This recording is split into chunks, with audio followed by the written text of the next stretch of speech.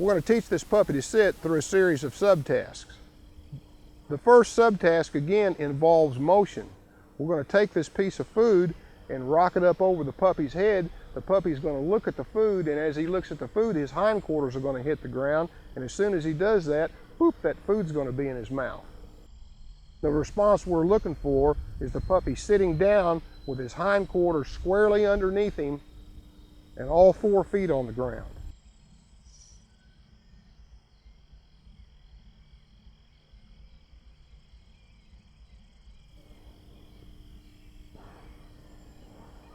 See again, guys, what I'm doing is I'm taking this food, putting it over the puppy's head, and his hindquarters are hitting the ground.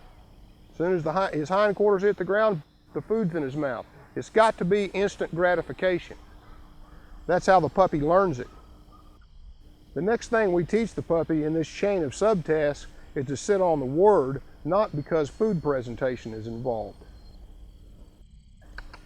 Sit.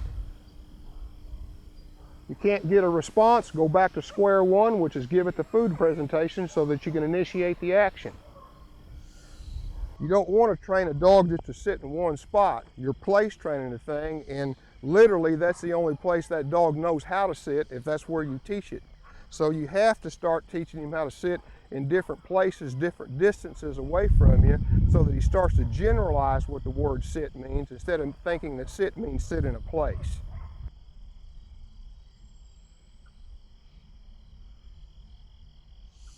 Break. Okay, I said the word break right when the puppy moved. We need to inject that into our training, and break later on will mean you are free to go.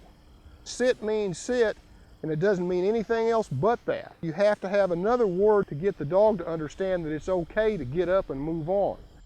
This is the first place of many places where you inject that word break into our training scheme.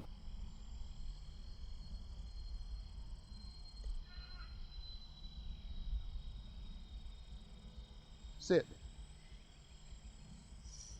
Break. Now that the puppy has learned to sit on the word, we're going to chain another behavior to it, which is sitting on a whistle. So you chain that together with your other subtask. So in other words, it would be whistle peep, the word sit, and then finally food presentation if you can't get a response.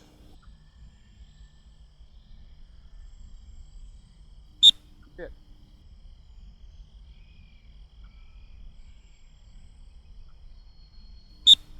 Sit.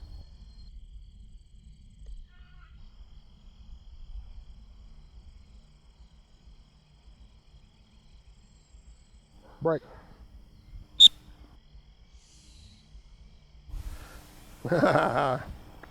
No. Sit. Break. Just remember, if I'm not getting a response, I'm just going back to square one, which is the food presentation. I keep going back down the chain till I get a response. This whistle signal is a short peep, a consistent straight blast. I'm not saying get the volume up to the 9th degree. Never use any kind of voice or audible thing any louder than the dog needs to have it to be able to hear it.